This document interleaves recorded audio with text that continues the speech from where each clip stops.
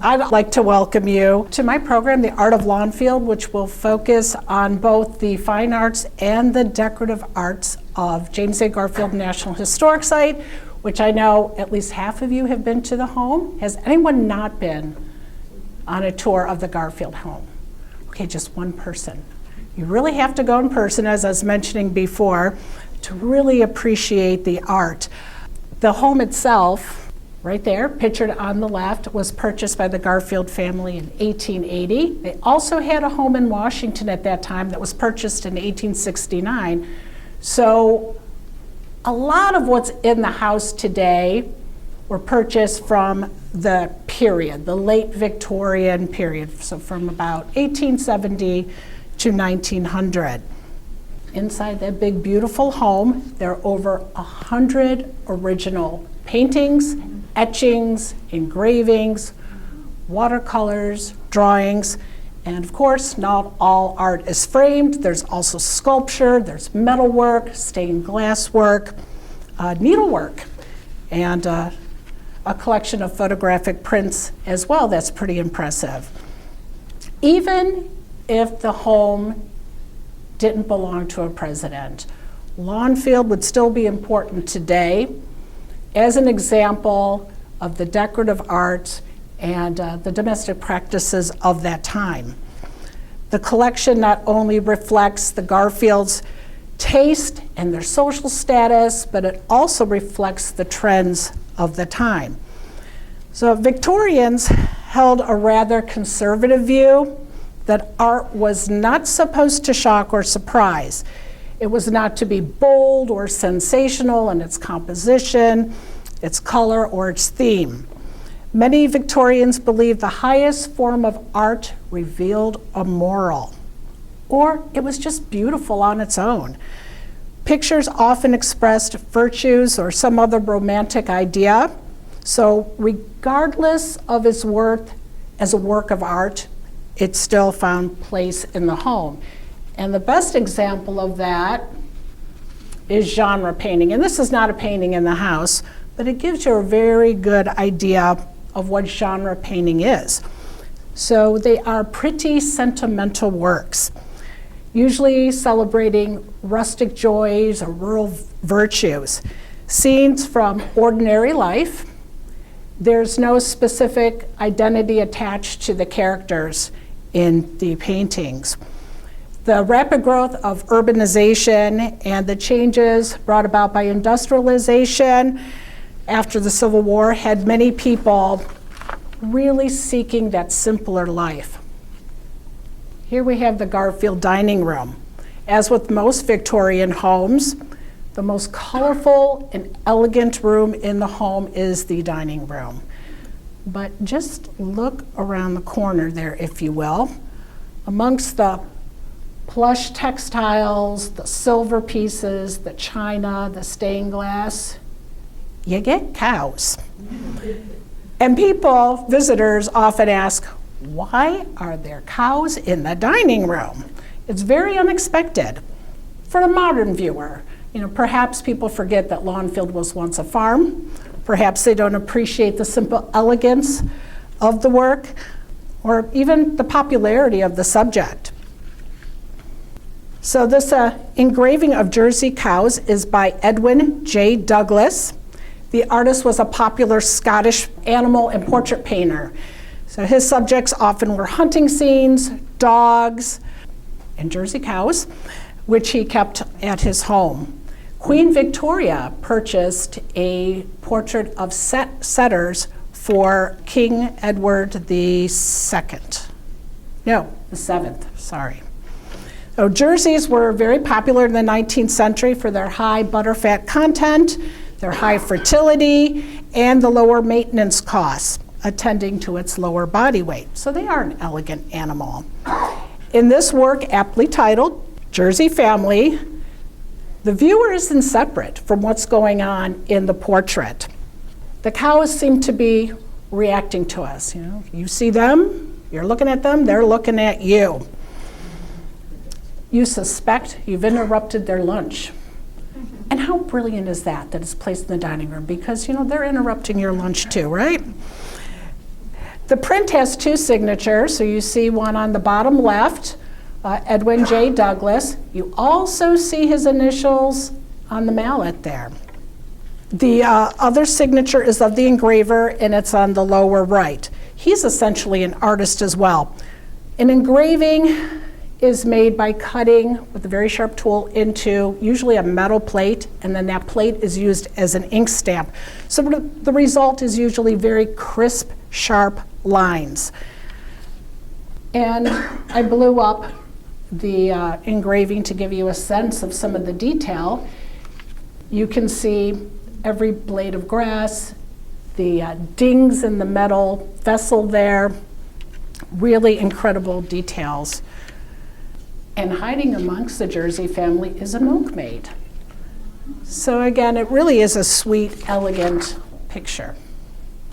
Now we're going to move on to the reception hall, where we see another genre painting called The Old Spring House by Scott Evans. Many of our visitors ask, is that a portrait of James and Lucretia? You can definitely see the resemblance. And as Debbie, our lead volunteer, has said, perhaps it reminded Lucretia of her courtship with James. But the artist was born David Scott Evans, but after studying with a French painter in Paris, he becomes de Scott Evans. He has Ohio ties.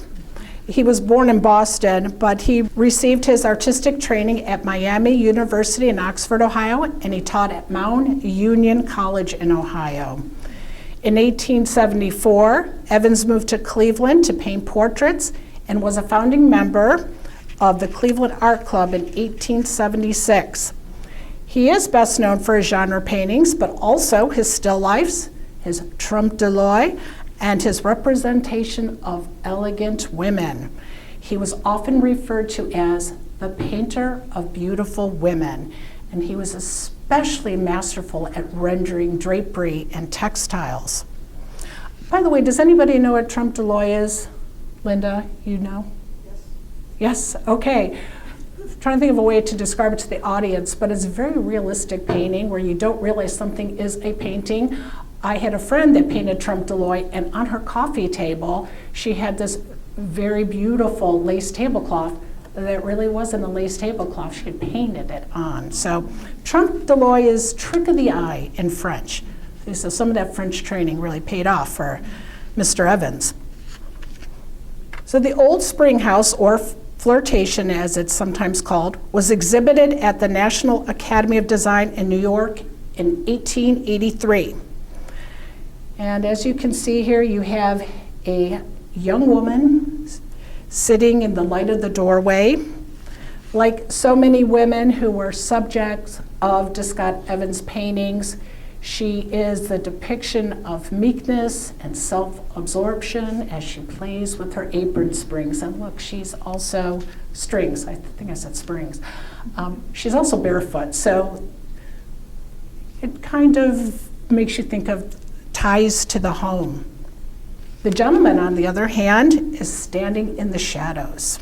He has his hat in his hand. He is the polite but attentive suitor.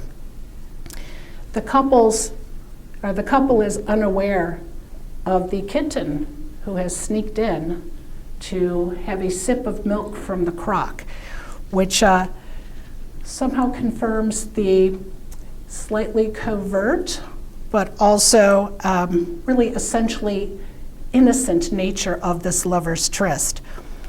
So the strength of this scene is in the narrative content, but there is an equal interest in evoking a particular mood and in expressing of a longing for the simple virtues of country life. Winter evening at Lawnfield. As Evans became more involved with genre painting, his portraiture and his genre painting the lines became very blurred. In 1882, Evans received a commission that would occupy much of his time in Cleveland. think he departed Cleveland in 1887. But Winter Evening at Lawnfield is perhaps the artist's most notable portrait. And of course, it shows the family of President James A. Garfield in the parlor of their Mentor home in Ohio, so Lawnfield. So you can see a fire is burning in the hearth and is casting a glow on the scene. This is one of the paintings that you really have to see in person, as it was really difficult to get a good image of. And it's really a quite large, fantastic painting. The rendering of the parlor is in meticulous detail. And when the house was restored 30 years ago, this was a especially helpful primary source document, because we could tell where paintings were placed in the room and where the table was positioned. We can see from the portrait the colors and the patterns on the textiles, like the wallpaper and the portieres. Oh, and many of the objects you see in this room are there today, including the artwork on the walls. So according to newspaper articles of the time, the artist arrived at Lawnfield in July of 1882 as a guest of Mrs. Garfield. So he came to perfect the details of the picture. And the painting is a commemorative portrait. It was commissioned after Garfield's assassination and was originally intended to hang in the reception room of the Garfield Monument at Lakeview Cemetery. The portrait of the president and at least some of the family members were painted based on photographs. Here, of course, you see Garfield presiding over the family as the patriarch. As he reads to them, you can see daughter Molly and his wife Lucretia are listening intently, and the two oldest boys, their gaze is toward him. At first, the picture seems to be a portrait of a contented family, but Garfield's death is a strong undercurrent in this portrait. He stands apart from everyone else, and his posture is very rigid. Compare that to the vitality of the other people in the portrait. He's illuminated by the lamp over him. Lucretia, Mrs. Garfield, his wife, and his dear mother, Eliza, are in the center of the composition, back to back, perhaps signifying their new place as the center of the family, having to shoulder all of the responsibilities of that family now that the dear father and son is lost, and husband. As you can see, there's a young boy, that's the youngest son, Abram. He's handing Grandma a drawing, and it's a little difficult to see from this, so I blew it up. There's a direct allusion to Garfield's assassination, we believe, in the drawing that he is showing Grandma. It appears to be Abraham Lincoln, who of course was our martyred, assassinated president. Why the painting never reached its destination at Lakeview is unclear.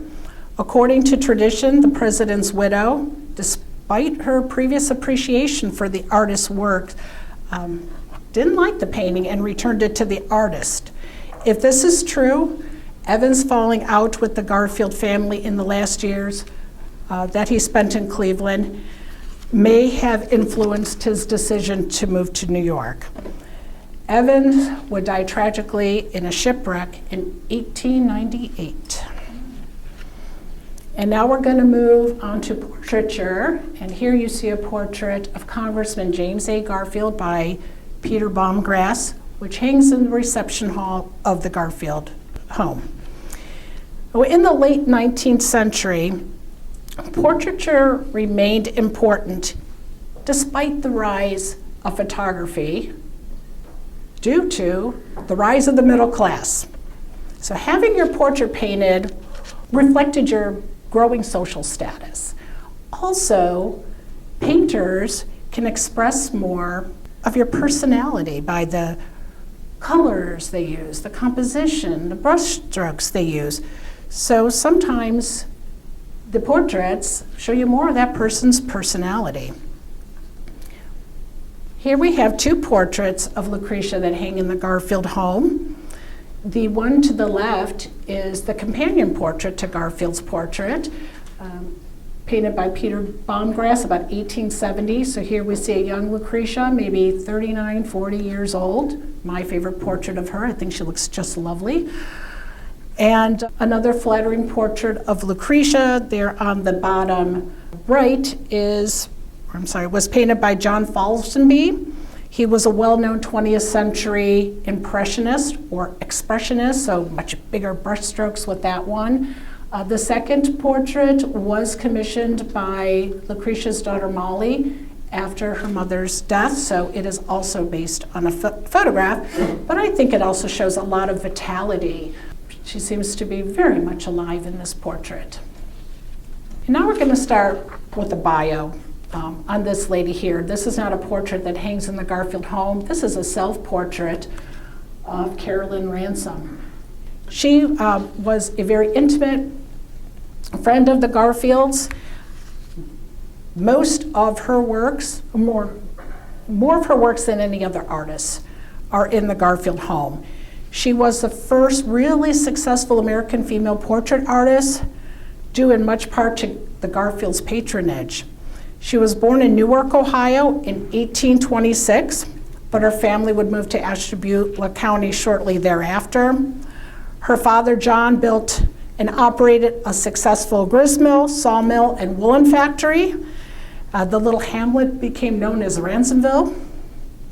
So it's currently where Harpersfield is today. Because of her father's success, he could afford to send her to a good school, and she attended the most prestigious school in the county, Grand River Institute. Is anyone familiar with Grand River Academy? I saw my brother taught there. Terrific, same school. So it originally started out as a boys' higher learning institute, but then in the 1840s they started admitting women, and Caroline was able to attend. She excelled in Greek and Latin and the earth sciences, and she graduated with honors. Later, she became a faculty member as a professor of Greek and Latin. You can see why the Garfields had things in common with her. And she also was a teacher of drawing and painting. She rose to the position eventually of ladies department principal. So Ransom was an intellectual, but she also loved it. She was very good at art. And she could also make a better living, she figured, at painting. She started off with still lifes, but after studying with a prominent artist in New York, he suggested that she go into portraiture. She would eventually study abroad, copying the master works of many artists. In 1861, she opened a studio in Cleveland, and in 1878, one in Washington, D.C. She was an active participant in the Washington Society as a founder of the Classical Club of Washington, which James and Lucretia were both members. They would meet her studio twice a month. She was also a founding member of the Daughters of the American Revolution. She is listed as member number 7. Ransom would support herself by painting portraits. She's the first woman painter to have her work purchased by the U.S. government, so she painted many dignitaries, and she's buried at Lakeview Cemetery as well. So 2 portraits here that hang in the house that she did. We'll first talk about Eliza, of course, the president's mother, which hangs in the parlor of the home. In a diary entry that James Garfield wrote in 1875, he talks about visiting the studio where his mother was sitting for Caroline. The portrait of General Garfield was painted in the autumn of 1863. Miss Ransom wrote a letter in November of that year urging Garfield to sit to her. She said she wanted to enter his portrait in the spring exhibition at the National Academy of Design. The portrait was purchased for $250,000 by Lucretia in the March of 1882. Yeah, a long time later. It sat in her studio. I've done a lot of research on this, and it had me going down so many rabbit holes. And so the best conclusion I could come to was that Caroline would exhibit the portrait. Garfield didn't sit to it out of his own hubris. No articles mention this portrait being in their Washington home or their Lawnfield home. Of course, many reporters came to these homes during Garfield's campaign, and they mentioned a lot of impressive paintings in the house. Never is this one mentioned. I did find an article from, I want to say, 1883. So 2 years after the president died, 1 year after Lucretia purchased the portrait. And it describes a visit to the home and being invited into the home by Lucretia's father, Zeb Rudolph. And right away, the news reporter talks about this impressive portrait of Garfield in his military uniform, seated, with the colors of the 42nd draped behind him. So that's got to be it. Where is the portrait now? It is no longer in the parlor. Well, on the right, you see a photograph that was taken, I believe, in 1888, but shortly after the Memorial Library of the house was completed. I believe Mrs. Garfield purchased it because she had intended it for that memorial space right outside of the library.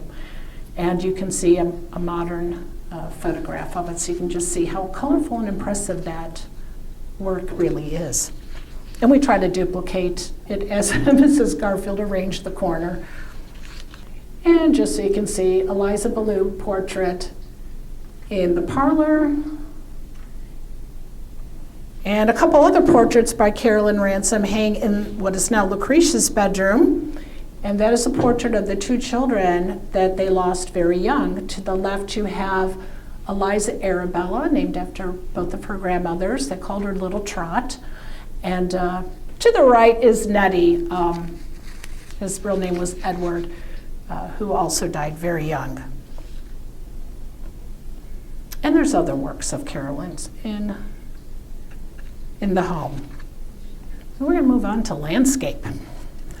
Around the mid-century, landscape became a status symbol for the rich patron of the arts. Usually the artists were homegrown painters celebrating the natural beauties of the newly discovered world, America the Beautiful. The frontier pushed westward, and the pioneer struggles for survival had been succeeded by the ordered life of farm and village. Nature was no longer a hostile force to be feared and battled. These paintings also depict Americans' landscape as a pastoral setting where human beings and nature coexist peacefully. The movement is heavily influenced by Romanticism. And here in the reception hall, we have a painting by homegrown artist from Ohio, Rufus Way Smith. Get a close-up of the scene. So Rufus Way Smith was a successful landscape painter known for his romantic woodland and rural scenes. He was born in Bedford, Ohio, and he studied law at both Hiram College and Ohio University. For 8 years, he was a successful lawyer in Cleveland until in 1894, as a biographer put it, the love of art became a force too potent to be resisted. This work in particular may have appealed to the Garfields, especially President Garfield. It may have reminded him of the landscape of his birth. It is very romanticized, however. Smith, I found in my research, was a student of Garfield, so he knew him very well. And just a close-up of this peaceful scene, you can again appreciate some of the maybe not so obvious elements that just bring that extra touch of sweetness to the painting. You see the two young gentlemen, they're very unaware of us, and the jog. Again, it doesn't overwhelm the landscape, just Hudson River School painters. So Lawnfield also boasts a number of paintings by famous Hudson River School painters. They were essentially a group of artists that painted scenes of New England. Later, the movement expanded westward. Hudson River School paintings reflect three themes in America in the 19th century, and that's discovery, exploration, and settlement. And one of the largest paintings in the house is right here in the upstairs hall, Campton Meadows by William Henry Hilliard. So this painting of the New England landscape was given to Garfield by the Grand Army of the Republic of Boston after he was elected president. It appears on an inventory of items taken from the Garfield's Washington home. In 1881, Hilliard was in Europe studying art with a famous French painter. They loved to study with French painters, and exhibiting his work in London and in Paris.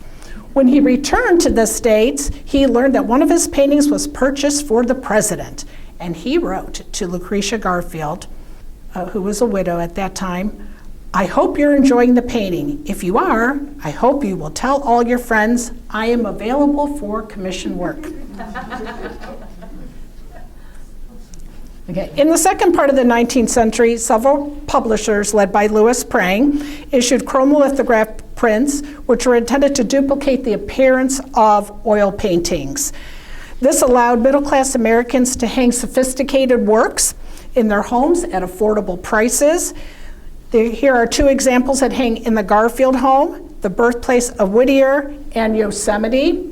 We actually have receipts for these items. So anybody curious? How much did they originally hang in the Garfield's home?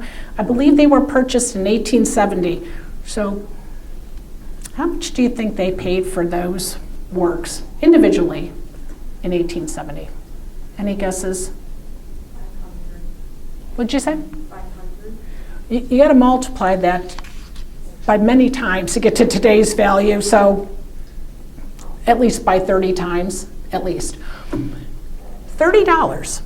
So that was a lot of money back then, so they were not cheap, but they weren't going to be as expensive as original works. Yeah, they were a thing. So there's several levels to the quality of Prang prints.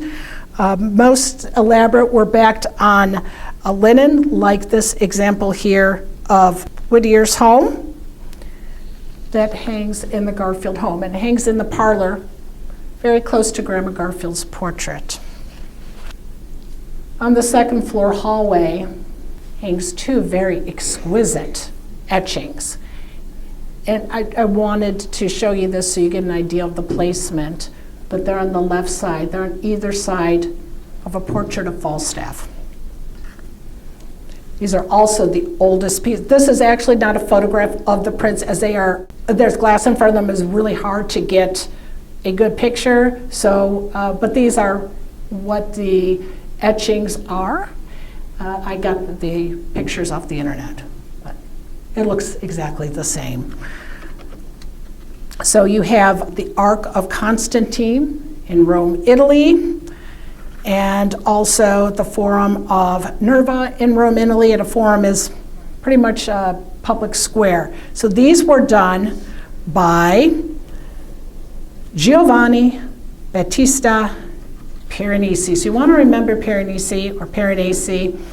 He was an extremely successful and talented artist. His works are very much in demand. So who was Piranesi, and why are these so special? Piranesi was an Italian draftsman. He was a printmaker, an architect, and an art theorist. His large prints depicting buildings of classical and neoclassical Rome and its vicinity contributed considerably to Rome's fame and to the growth of classical archaeology and to the neoclassical movement in art. At the age of 20, this man went to Rome as a draftsman for the Venetian ambassador. He studied with leading printmakers of the day and settled permanently in Rome in 1745. It was at this period that he developed this highly original etching techniques, producing rich textures and bold contrasts, light and shadow by means of intricate repeated bitings. So bitings are acid baths. He actually combined many techniques to create these wonderful, very detailed, I should say, had a lot of depth, not just contrast, but depth to his pictures.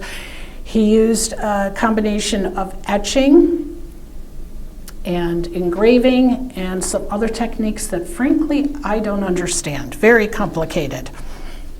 He was absolutely fascinated by the historic grandeur of the monuments of ancient and modern Rome, and he spent a lifetime recording the images of Roman ruins. The Ark of Constantine, I watched a video on it, and the structure is so detailed, it's so incredible. I don't know if any of you've traveled to Italy, and if you've seen it, it is very close to the Colosseum. The Colosseum is on the other side of it. But it's really just this huge collage of low and high reliefs, statues, just you see the little rondels with figures, and underneath the bands with even smaller figures of marching armies, and the fact that Piranesi got all that detail in there is really incredible. The other thing that made Piranesi really different was that he wanted to express not so much the reality, well, he wanted to express the reality of how it looked, but he would distort just a little bit of that by maybe painting the structure a little larger, the people a little smaller, to really show the significance of the Ark. Or I should say, to really highlight the significance of the Ark. He would choose different views and pick the best ones. So perhaps if you were standing here, you wouldn't see that building to the left from that view, but he wanted the very best views. And so the idea was to express more about how that structure made you feel. And there's a close-up of the forum there. If I had to pick a favorite, I would pick this memorial piece to Garfield. It's a Pietra d'Oro, so we're going back to Italy here. You actually have an advantage being in the audience here today because this piece is in the Memorial Library. It's high up on a shelf and it sits back, and you can't really get a close-up of it to see the true masterpiece, or I should say masterwork of this piece. It's a stone mosaic. The Pietra d'Oro in Italian means hard stone, but it's a seamless mosaic. Pietra d'Oro takes the stone, it grinds and polishes and cuts them to smaller pieces, and they're intricately, not just glued, but they're cut in a way that they actually, I'm trying to think of the word, like attach to the other piece. So if you ever have one of those puzzles that slide, you know, there's a notch on one side and you can move the pieces around. That's how Pietra d'Oro is created. It's really incredible. In fact, very few people have ever been able to create true Pietra d'Oro. But they were doing it in Florence, Italy in the late 19th century. It had been revived from the Italian Renaissance, but the art had been lost for so many years.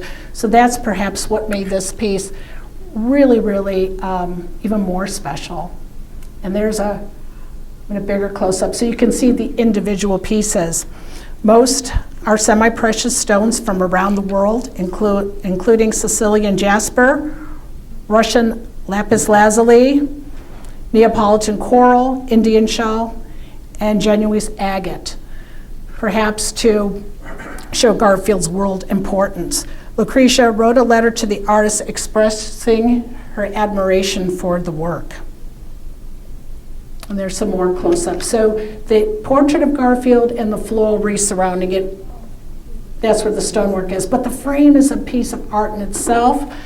At the top you see a shield and an eagle with its wings spread, symbolizing Garfield's presidency. On the other four corners of the work, there are motifs representing different jobs Garfield had. And we never take the case down. It's laying flat on a high shelf so you can't see it. Again, another work of art. It's a beautiful black velvet case. You see the brass cipher, LRG, for Lucretia Rudolph Garfield on the top. You open the case up, and they made a little bed to perfectly let that piece sleep. So it's very elegant.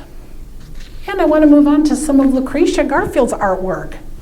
Lucretia was also a very talented painter and drawer, and she taught art for a while before she was married. So if you go into the dining room, you'll see hand-painted tiles. I featured the two top corner tiles there, painted by Lucretia, a red start, and of course the nest with the eggs. She also painted some of the china in that room with beautiful floral patterns, and we have at least one of her drawings hanging in the house there. But I brought something very special along.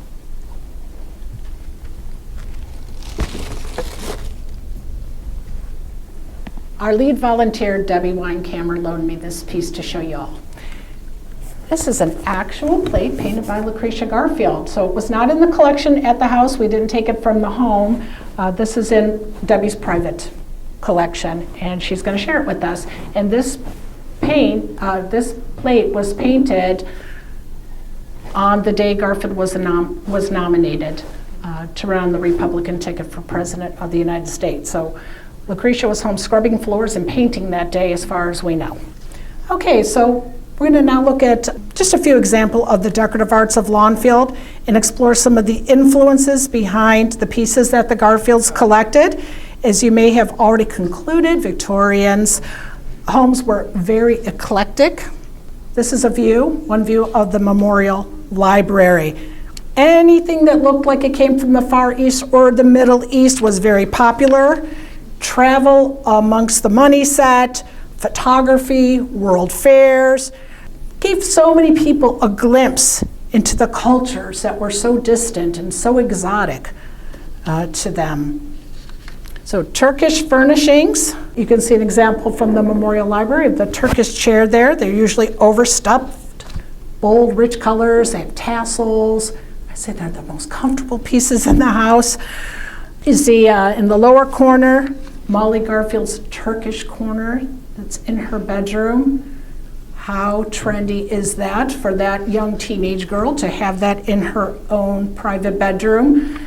Interestingly, if you look up Turkish corners, you will see them in many examples of Victorian homes, sometimes right in the entry hall of the home. There is a historic home that is open to the public in Colorado that has a Turkish corner. The unsinkable Molly Brown, her home, has wonderful, but here's the connection. Molly marries Joseph Stanley Brown, so two Molly Browns at Turkish corners in historic homes. I don't know why that thrills me, but it does. So, yeah. And then you see a Turkish sofa from the parlor, and, a piece that gets so many questions. What is that lamp? Did Lucretia buy that? Well, yeah, we didn't pick it out, and where the heck would you find one like that? That is a Moorish-inspired lamp, and that is right by Garfield's general portrait. Yeah, it would have been completely not out of place then. And this is an Egyptian revival piece. Again, anything that came from the Far East or the Middle East, there was an especial interest in Egyptian pieces because with the archaeological finds, with the opening of the Suez Canal, again, travel, Cleopatra's needles, the Egyptians gave 3 of Cleopatra's needles away, 1 to New York, 1 to Paris, and 1 to London. And so this, of course, we had an Egyptian revival period Does anybody know, just curious, because I get excited about these subjects, but so we say an Egyptian revival period happening in the late 19th century. When was the next Egyptian revival period? Does anybody know in American history? When did we have a new interest in all that was Egypt? Anybody? 1920s? 1920s, yeah. Anybody watch Boardwalk Empire? They have this fabulous Egyptian party, yeah. So that was after the opening of King Tutankhamun's tomb. So yeah, new interest. And then there was a smaller Egyptian revival that we had in America. So Napier would design beautiful Egyptian jewelry or inspired jewelry. That happened later. Does anybody, well, I'll say it this way, happened in the 1960s. Does anybody know why? Early 1960s, very early. The Cleopatra movie? Yes, Elizabeth Taylor and Cleopatra. Yeah, so who knows, maybe there'll be another Egyptian revival. Maybe they'll open another tomb. But as the Victorians had their rules, they read books on the rules of decorating your home, and I read in one of those books one piece or two pieces of Egyptian revival furniture in the home. Any more would be tacky. You don't want to be tacky. And you cannot underscore enough the importance of Japanese art, the influence that it had at this time. And throughout the house, I think we have more examples of Japanese-inspired pieces or Japanese exports, for all that matters. So here's just a few little vignettes of items around the house, from umbrella stands to porcelain ware. The upper left-hand corner, I didn't know what this piece was for the longest time. It's an oil lamp, so that crane would have had a chain with the little vessel for the oil. And then you see at the bottom, right there, a faux bamboo chair. Lucretia's writing desk in the Memorial Library has that lattice work, also inspired, of course, Japanese art. And in the wood in that room is carved the ginkgo leaf. And another object that gets a lot of questions is the Japanese temple bell hanging above the newel post. I can't remember the year, 1886, so about the time that the Memorial Library was completed and that reception hall area was completed, this bell was purchased. It was an antique at the time. From the receipt, we know that the oldest boy, Hal, purchased the piece. He may have been picking it up for Mom, but the receipt does have his name on it. Anybody want to guess how much they paid for that piece? It was really a conversation piece. Again, the interest in Japanese art. It's a conversation piece. What do you think they paid for that in 1886? I think $2,000. Wow. You have deep pockets. 1886, well, it was $50. Still a lot of money. That was a lot of money back then. Yeah. But look, it still garnishes all this attention today. And then a favorite of one of the favorite pieces in the house of many people is the exquisite rosewood table with the inlay of pewter, copper, and mother of pearl. And yes, that would be considered very much a Japanese-inspired motif. Usually their decoration had all the delicate little flora and fauna and insects, birds, very popular. And the wallpapers in the Garfield home. This is a composition of the entry hall. So Victorians loved their wallpaper. The Garfield home wallpaper would be considered very modest for the time. They only used 4 papers in their in their entry hall. Only 4. So, yeah. Well, you know what? We have the wallpaper as ceilings too, because a white ceiling is garish, according to the principles of Victorian design. So these are Japanese-inspired pieces, It has a bit of metallic going through it, so again, when you see them in person, it's much more impressive. We recreated these wallpapers from the 1880 papers, which originally hung in the room, and they were recreated by historic wallpaper makers who used the same process for printing as they did back in the 19th century. And that was running the paper through the printer for each color. So it has a very layered, three-dimensional effect.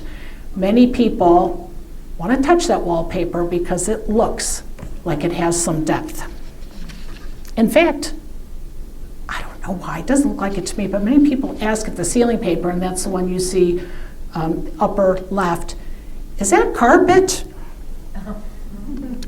Medieval themes were also really popular in the 19th century. Victorians romanticized purity, chivalry, and craftsmanship of that era, which offered a different contrast to, again, the rapid industrialization of the current time. What room in the house would have the strongest medieval decoration, typically? Den, Pardon? den, or a library. That makes sense, because those are considered more masculine rooms. Well, you're all going to go, oh, after this. Entry halls. This is a reception hall, but essentially it's like an entry hall in the Garfield home. It's just it's a big hallway. Think about those old Vincent Price movies, the haunted houses. What do you see in the entry hall? You see the suit of armor, all covered in cobwebs, of course. You see the battle axes and the swords. Well, 3 of these pieces are in, the stained glass is not in the entry hall, but the 3 pieces you see here, I'm sorry, in the reception hall, the 3 pieces you see here are the panoply. Originally, the original one was a little bit larger, had a battle axe and a sword crossing it. We know that from photographs. And you see a conversation chair, that high back chair there, but also very much in that Gothic style.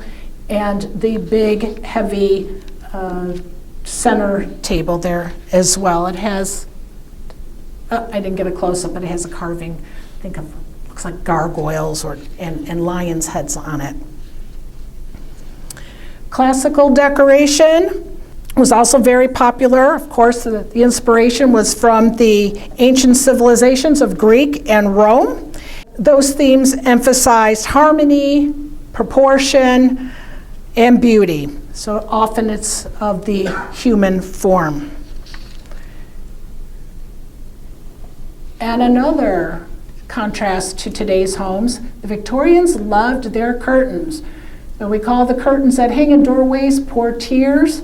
You see them throughout the home, separating rooms, sometimes even used on furniture like bookcases and desks. Help keep the dust off the bookshelves, but the portieres were thought to soften the lines of the door, so it had an aesthetic to it. But of course, there's also a purpose, a practical purpose. You could close them, right, for privacy and to avoid drafts. And I'm going to conclude with 2 pieces that don't necessarily fall into any of these categories, but again, seem to strike a lot of interest in our visitors. Anybody want to guess what this is? Because everybody wants to know what is it. They want to assign a purpose to this piece. So, what is it? Is that a pipe? It's not a pipe. Drinking vessel. It's a what? A drinking vessel. Very good. Feedor. Awesome. If you want to volunteer as an interpreter, James Garfield, you have a great intuitive mind. Yes. So it is a horn, but this mimics the old drinking vessels or hunting trophies that would have been shared after a successful hunt. Of course, you drink in the vessel. Now, for some reason, these became popular pieces in masculine rooms like the den, like the library. So this one is in the Memorial Library, and it's a French Renaissance design. And the Barge of Venus. Now, If someone were to ask me, pick the one piece of art in the house that screams Victorian, I would say this piece. The Barge of Venus was probably purchased by James and Lucretia. It's from the Philadelphia Centennial where it won an award. Grandchildren said they always remember fruit in it.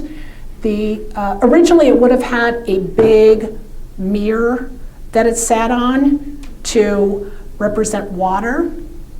So it looks like Cupid there is driving his swans along the water.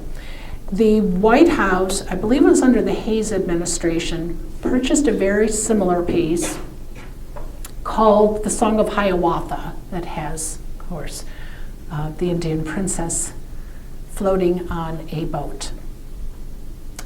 And I believe that's made by Gorham Silver Makers. No, that's not right. Anyway, it's silver plated. Okay. So with that, again, I will emphasize, we'd love to have you come to the house. I hope to have a strictly art tour sometime this year, so follow us on Facebook and on social media, and I will advertise that because there's so much more to see in the home, and again, it's really great to see the actual pieces. I'm going to put the plate on the table there for you to look at, and before I do that, are there any questions? Thank you for being so attentive. Thank you. Yeah, thank you.